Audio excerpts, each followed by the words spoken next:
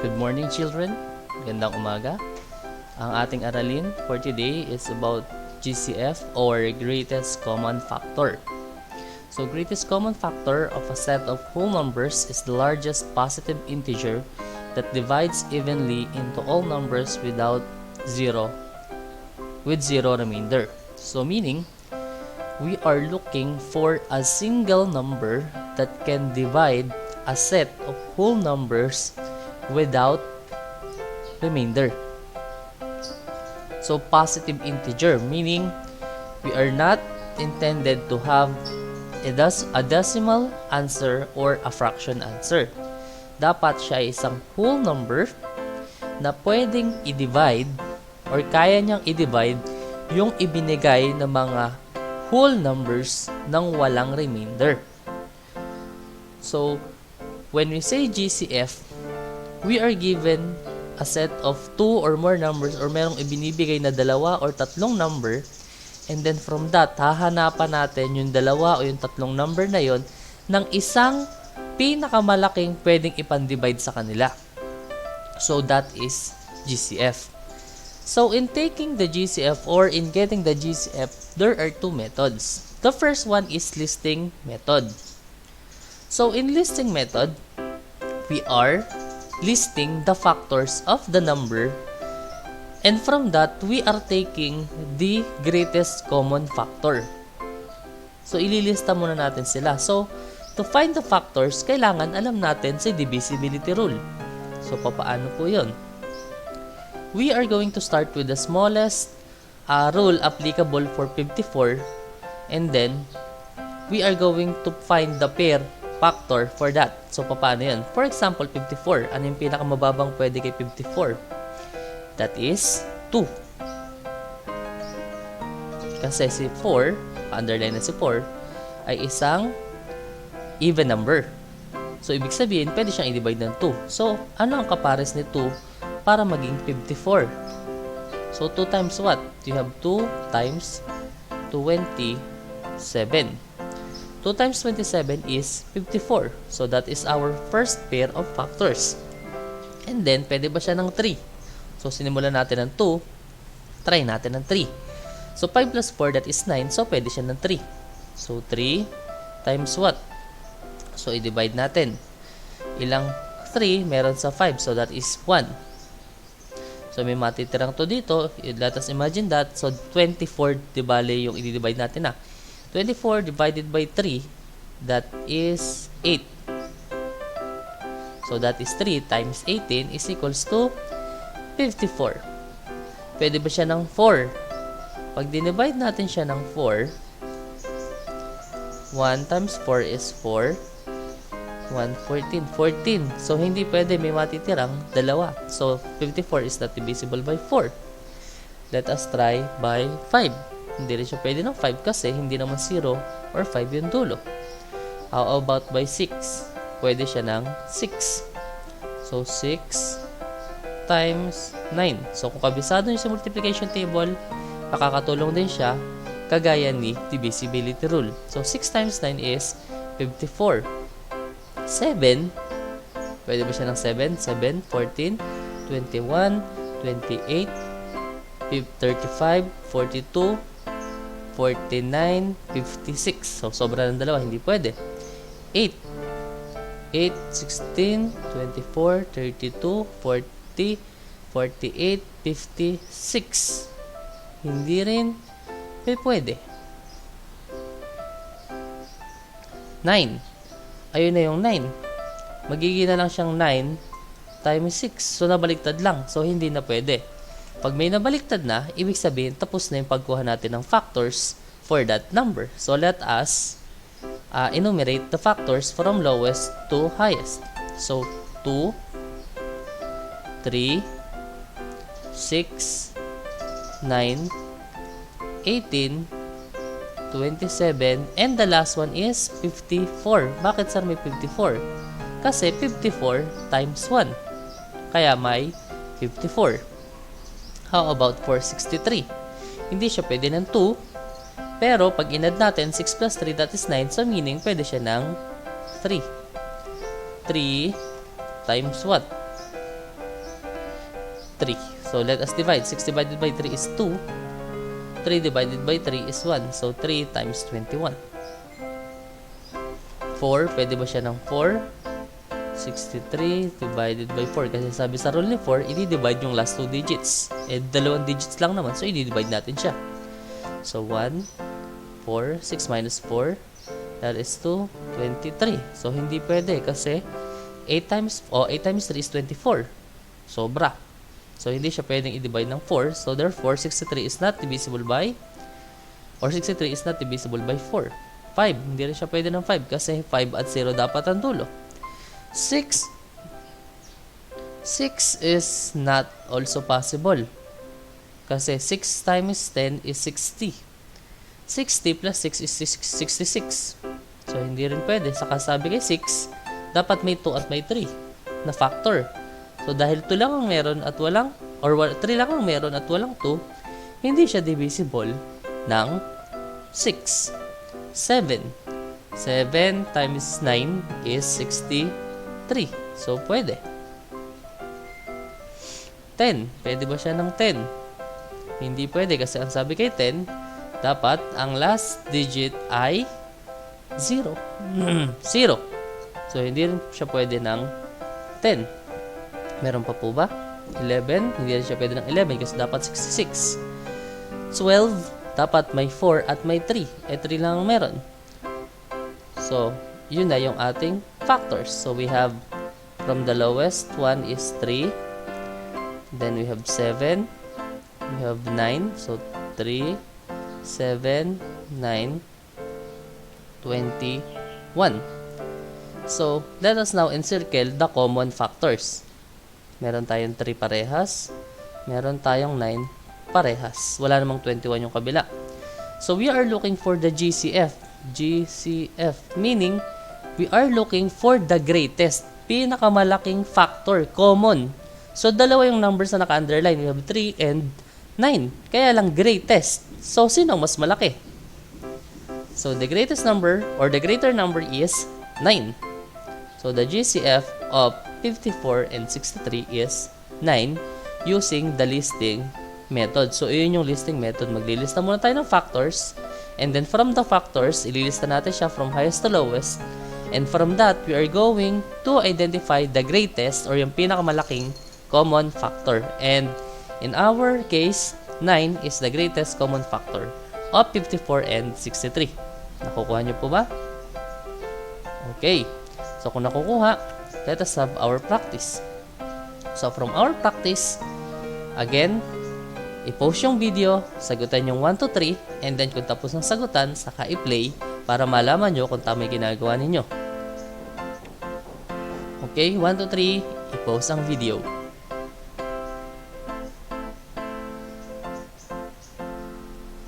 Okay, kung pinlay nyo na yung video, ibig sabihin tapos na kayo magsagot. So, sagutan natin or i-check natin yung inyong gawa. So, 12 and 16, si 12, pwede ng 2, that is 2 times 6. And then, pwede siya ng 3, 3 times 4. Hindi siya pwede ng 5, pero pwede siya ng 6. Kaya lang, magiging 6 times 2, so nabaliktad na. Ibig sabihin, tapos na. So, we have 2, 3, 4, and 6 as the factors of 12. And then 16. Pwede siya ng 2. 2 times 8. Hindi siya pwede ng 3.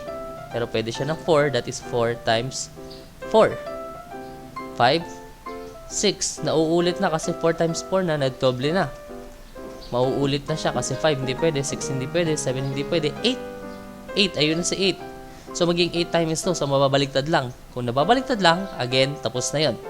So, let us enumerate. 2, 4. Isang 4 lang ililista natin.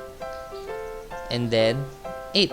And then, let us underline or let us encircle the common factors. So, we have 2 and 4. And, which is the larger one? The larger one is 4. So, the answer is 4. For number 1, the answer is 4. Tama ba kayo? Okay. Let us proceed with number 2. 36. Even number na naman. So, pwede ng 2. So, that is 2 times 18. Pwede siya ng 3 kasi bakit? 6 plus 3 is 9. So, pwede siya ng 3. That is 3 times 12. Sir, paano mo nakuha yan? Kasi 36 divided by 3. 3 divided by 3 is 1. 6 divided by 3 is 2. Kaya 12. And then, let us have 4. 4 times what? Sir, paano mo nakuha 4? Kasi, kabisado ko kahit papaano si multiplication table. That is 9 times 4 or 4 times 9. 5. Hindi siya pwede ng 5 kasi hindi naman siya 0 or 5. 6. Pwede siya ng 6. 6 times 6. Ayun, may naulit na. So, malamang yan. Tapos na. 7, hindi pa. 8, hindi pa rin. 9. So, ayun na si 9. Mababaliktad na si 9 times 4. So, tapos na nga. So, yeah. So, let us start enumerating. 2, 3, 4, 6. Again, isang 6 lang isusulat natin.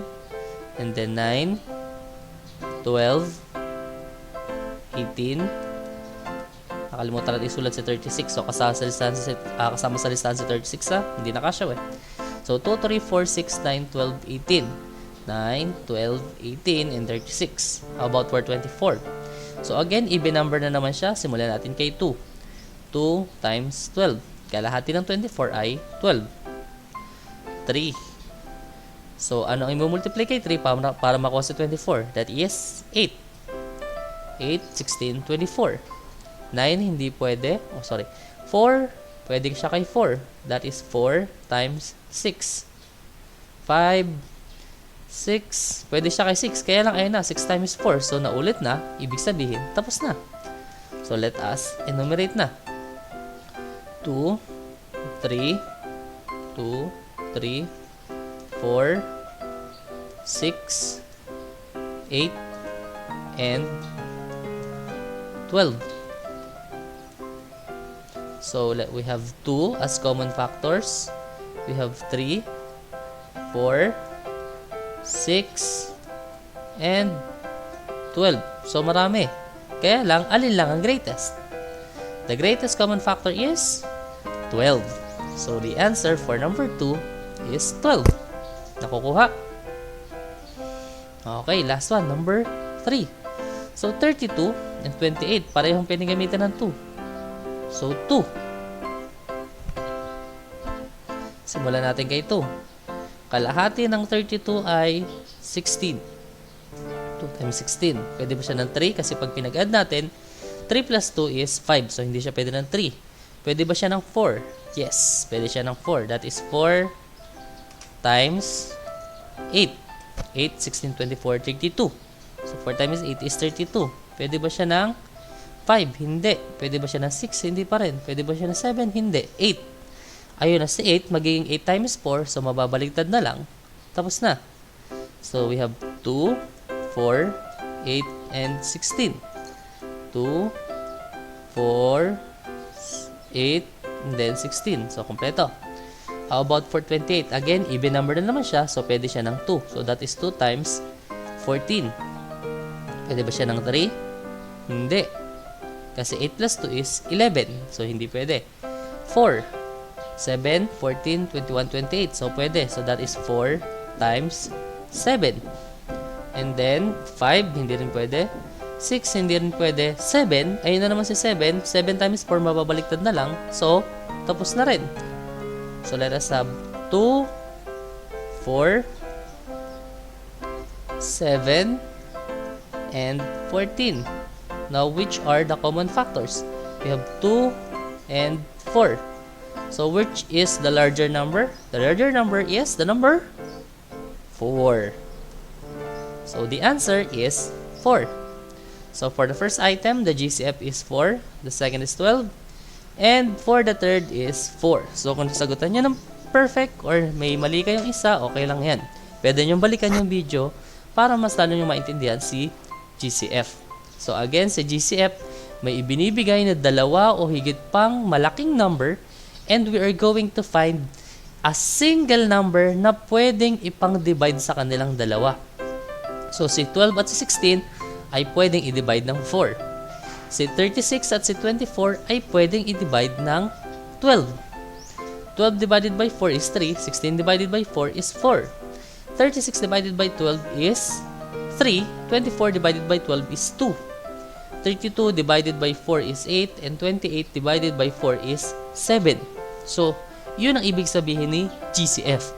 Yung pinakamalaking pwedeng ipandivide doon sa ibinigay na dalawang o higit pang number.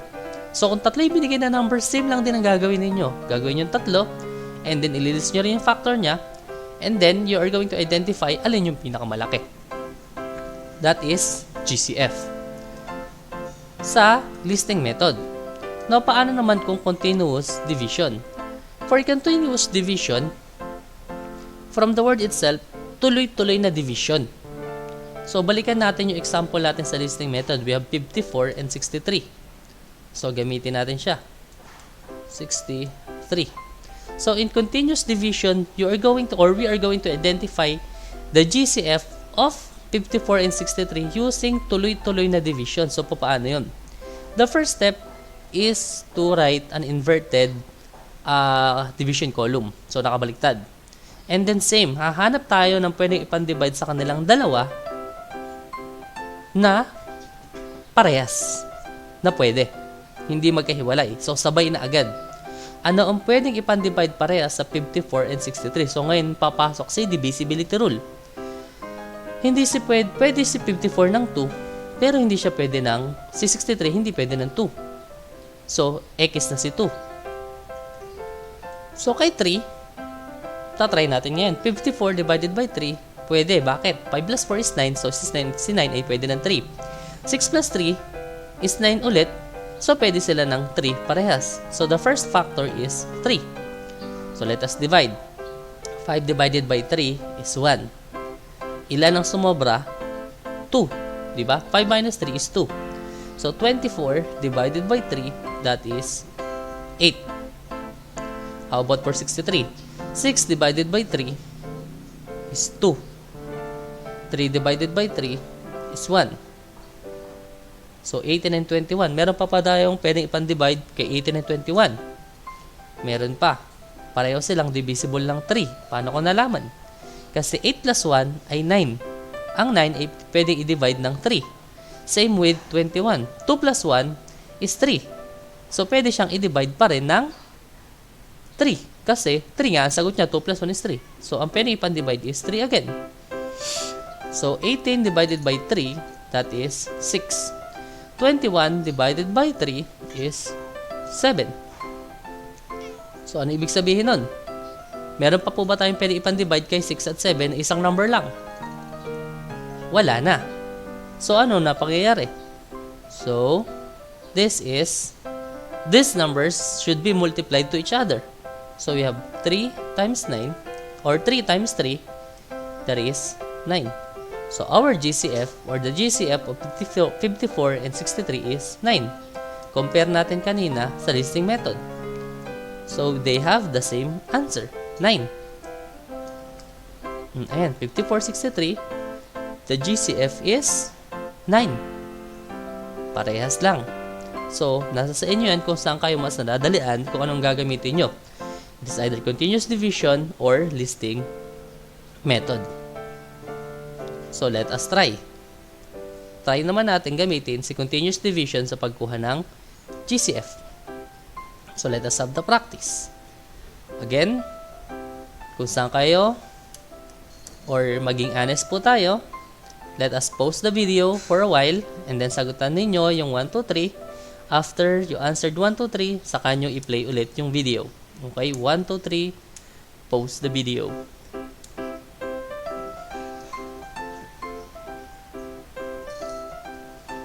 Okay, kung pinlay niyo yung video, ibig sabihin tapos na kayo magsagot.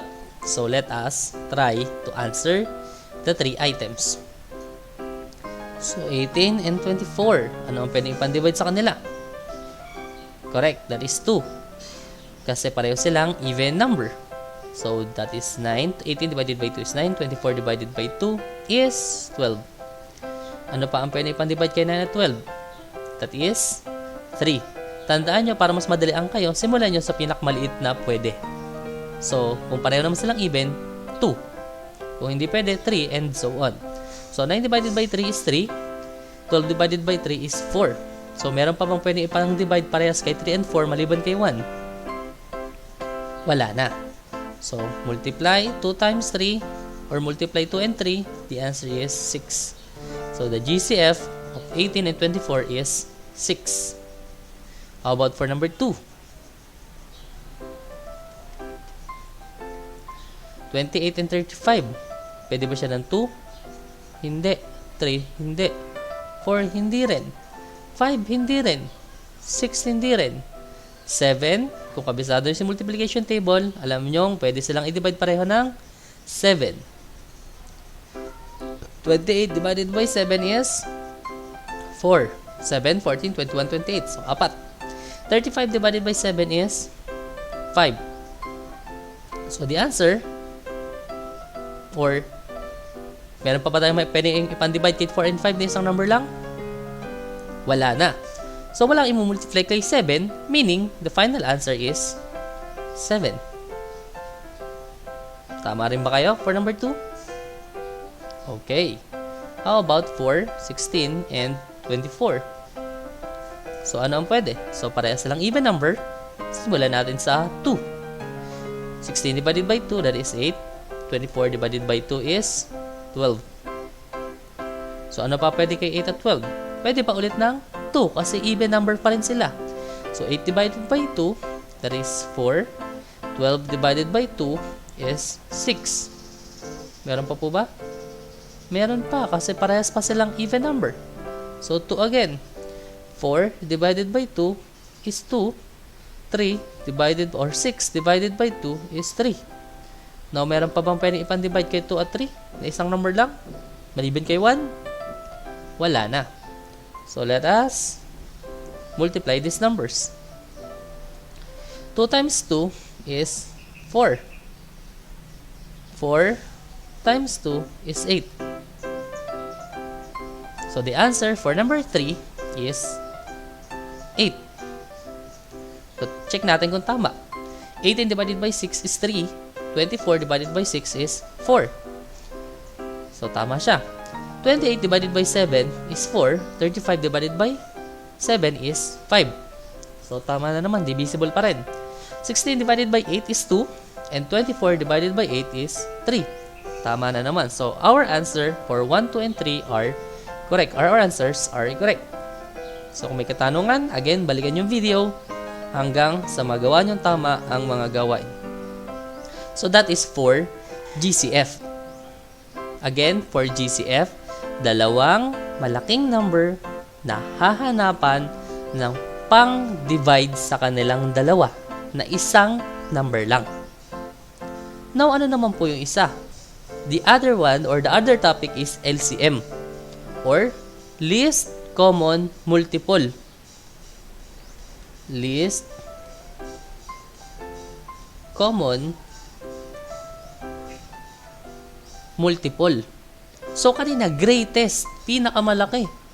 Ngayon naman, ang nasa sentence or nasa ating acronym is least, pinakamababa naman. Pero nandun pa rin, common multiple. Now, hindi na factor, naging na siyang multiple. Kanina factor, pwedeng ipandivide. Ngayon, multiple is, saan natin na-experience to nung tayo grade 3? Multiple is related to skip counting. Halimbawa, 3. 3, 6, 9, 12. 4. 4, 8, 12, 16. So, for least common multiple, meron pa ring set of numbers. Meron pa ring 2 o 3 set of numbers. And then, palalakihin natin sila through multiple of that number. And then, kung saan sila magkakamuka, that is the LCM. For example, we have 3 and 4. Palalakihin natin sila, pwedeng through skip counting or yung listing method pa rin. So, 3, 6, 9, 12. And then 4, 8, 12. Kung saan unang magtagpo, that is LCM. Or kung saan una silang magkamuka. Kaya tinatawag ngayong list. Hindi na tayo hahanap ng pangalawa pang factor or ng pangalawa pang multiple. Kung saan unang lumabas o may unang lumabas na magkamukha na, that is the LCM na. So, malaki pinagkaiba na GCF at ni LCM.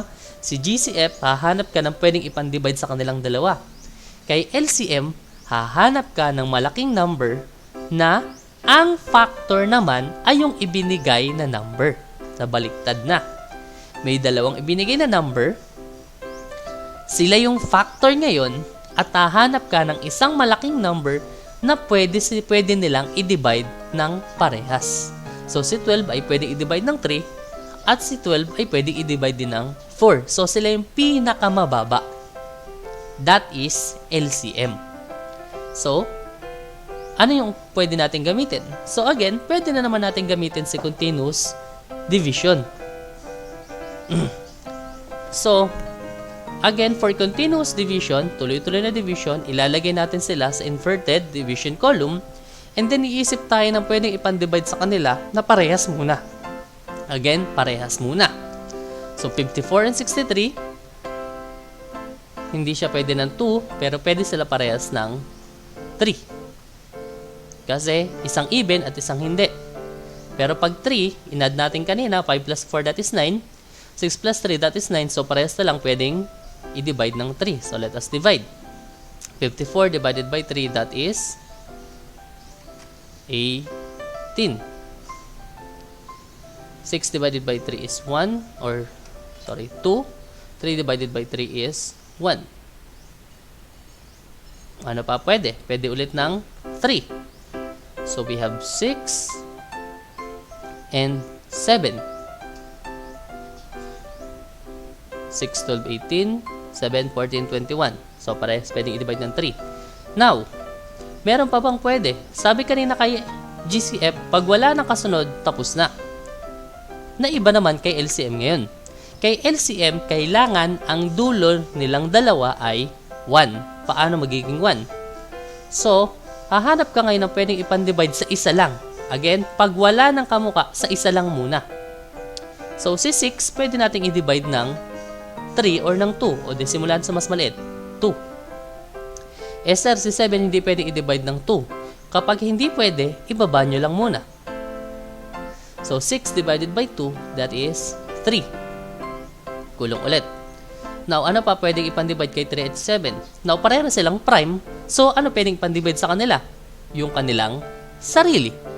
So, 3 divided by 3, 1. Sir, hindi pwede si 7. So, ibaba mo lang si 7.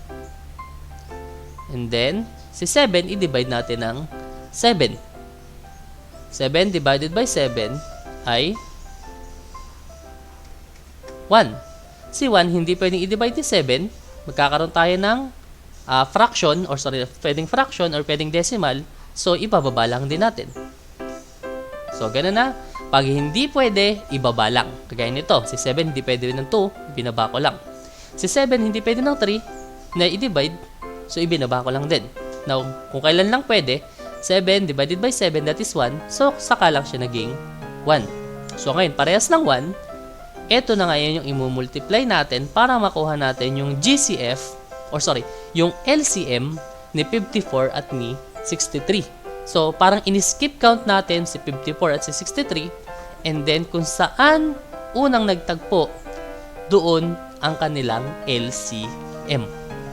So, paano to? 7 times 3 is 3 times 3 or 2 times 3. So, 2 times 3 times 3 times 3 times 3 times 3. So, tatlong 3. And then times 7. So, let us multiply. 2 times 3, that is 6. 6 times 3, 18. 18 times 3. Mag-multiply na si sir. 8, 16, 24. 3 times 1, 3, 4, 5. 54. Then 54 times 7. Multiply na naman natin. 7, 14, 21, 28. 7 times 5 is 35. Plus 2, that is 37. So, the LCM of 54 and 63 is 378. So, that is the LCM continuous division method for 54 and 63. Sir, ang laki naman. Yes, kasi bakit? Kasi nga, i-imagine natin, or we are solving it, na kung saan si 54 ay i-skip count natin hanggang umabot kay 378, and si 63 ay i-skip count din natin hanggang umabot kay 378. So, magtatagpo sila doon.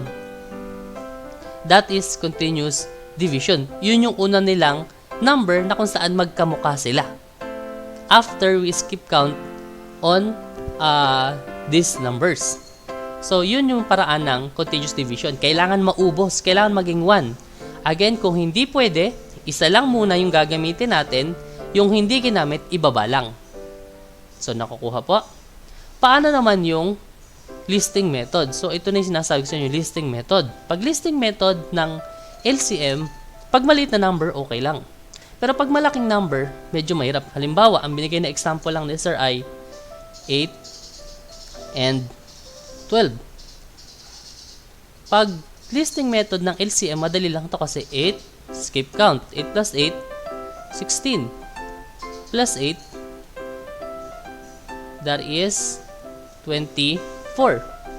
Plus 8, 32. Plus 8, 40. So, i-stop ka muna doon. And then, tatry mo naman yung pangalawa. 12 plus 12, 24. Kung may naulit na, stop ka na. Kagaya nito. So, the LCM of 8 and 12 is 24. Ganun siya kadali. Paano kung malaking number? So, ganun din ang gagawin mo. 54 plus 54, that is 108. 54 plus 108, so 108 plus 54, 2, 1, 5, 6. 162 plus 54, 6, 11, 2, 1, 6 plus 54 ulit, 0, 1, 5, 6, 7, so 270. So hinto muna tayo, tingnan natin kung may makakamukha na. So 63 plus 63, that is 126. 126 plus 63 again is 189. 189 plus 63, that would become 2, and then may sobrang dalawa. 8 plus 6 is 14, 15, 16, carry 1, 262. So wala pa rin nagkakamuka. Tuloy pa rin natin. So 270 plus 54, that is 5, 12, carry 1, 324 plus 54 pa ulit. So 4 plus 4 is 8, 2 plus 5 is 7, and then 3. So 378 na. Mali nang add. 15 plus 1, that is 252. Yes sir, kasi ayaw mag-scratch. So 252 plus 63, 2 plus 3 is 5, and then 5 plus 6 is 11, carry 1, 11, so 2 plus 1 is 3, so 315. And then 315 again plus 63, 5 plus 3 is 8, and then 1 plus 6 is 7, and then 3. 378. So may nagtagpo na. That is 378. So medyo natagalan lang. So kung kayo sa bahay may scratch paper, mas madadalian kayo kasi makapag-scratch kayo through listing method. Kaya lang, kung kabisado nyo naman yung pag multiply or alam nyo naman yung divisibility rule, mas madali kung ang gagamitin nyo na IC, continuous division, kay LCM, kaysa kay listing method. So again, recommended ko si listing method if maliit lang yung number. Pero pag malaki na yung number, mas maganda na ang gamitin nyo ay continuous division. So nagigets po ba? Again, pag listing method, i-skip count nyo lang. 54 times 1, 54 times 2, 54 times 3, 54 times 4, 54 times 5, times 6, times 7. 63 times 1, times 2, times 3, times 4, times 5, times 6. Hanggang may makita kayong kamukha silang or magkamukha sila ng sagot. So, mag-ingat lang din kayo sa pag-skip count. Kagaya ko kanina, nagkamali. Tingnan nyo kung magkakamali or hindi. Or tingnan nyo kung saan kayo mas magiging tama ang sagot. Kung dito ba sa listing method or doon sa continuous division. So, after that, let us try to answer 3 items again. So, practice. So, dito sa practice, bahala na kayo kung alin ang gagamitin ninyo. So, decide kung ang gagamitin nyo ay continuous division or listing method for the LCM. So, for number 1, we have 12 and 18. Number 2, we have 20 and 15. And number 3, let us have 16 and 24. Okay? So, again, pause the video for a while. Sagutan nyo 1, 2, 3. Bahala kayo kung listing method or continuous division. And afterwards, i-play nyo na para ma-check natin yung sagot. So, 1, 2, 3, pause.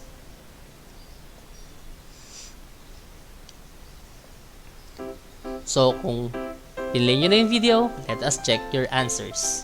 So, 12 and 18, ang gagamitin natin ay listing method. 12 and 18, kasi sa exam, maliit lang. So, let us, 12 times 1 is 12, 12 times 2 is 24, 12 times 3 is 36. Stop muna ako, tatlo muna. So, 18 times 1 is 8, 18 times 2 is 36. May sagot na agad. So, for number 1, the answer is 36. Number 2, 20 and 15. Continuous division naman tayo. So, 20 and 15 ay pwedeng parehas na i-divide ng 5. So, again, kahit anong ginamit yung technique, yan pa rin yung magiging sagot nyan. So, kung iba yung sagot ninyo, ibig sabihin, kailangan nyo i-try ulit. So, 20 divided by 5, that is 4. 15 divided by 5 is 3. So, wala nang parehas. So, hanap muna ako kay 4. Kasi si 4 pwede pa. So, 2. Pwede siya ng 4 divided by 2 is 2. Bring down 3. So, wala na. So, si 2. 2 divided by 2 magiging 1. Si 3, hindi ko muna ginamit. And then, 3 is divided by 3. So, 1 and 1. So, let us multiply these numbers. 3 times 2, that is 6. 6 times 2 is 12. 12 times 5 is 60. So, the answer for number 2 is 60. The LCM of 20 and 15 is 60 kasi 20, 40, 60. 15, 30, 45, 60. So, tama pa rin, kahit listing method. And for number 3, we have 16 and 24. So, again, continuous division. I prefer to use continuous division. So, let us have 2. That will become 8 and 12. 16 divided by 2 is 8. 24 divided by 2 is 12. Again, pwede pa ulit ng 2. 8 divided by 2 is 4. 12 divided by 2 is 6. Pwede na naman ng 2. 4 divided by 2 is 2. 6 divided by 2 is 3. Wala na naman. So, 2 divided by 2 is 1. Pabababain na lang natin. And then, 3. Ano pwede kay 3? De 3 din. So, 1, 1. And then, let us multiply these numbers. 3 times 2, 6. 6 times 2, 12. 12 times 2, 24. 24 times 2, that is 48. So again, 3 times 2 is 6. 6 times 2 is 12. 12 times 2 is 24. 24 times 2 is 48. So the answer for number 3 is 48. Paano nasabi yun? So, i-listing method natin. 16 times 1 is 16. 16 times 2 is 32. 16 times 3 is 48. Sakto. How about 24? 24 times 1 is 24. 24 times 2 is 48. So, same pa din. 48 is the answer. So, that's it, children. That is our lesson for... that is our first lesson for this week. Kung may katanungan, pakibalikan na lang yung video and answer the first 2 parts. So, ano yung first 2 parts? Yung LCM and GCF for the last or learning activity sheet. And then yung pangalawang part is the word problem. So, for word problem, same nung nilesson natin, gagamitan nyo siya ng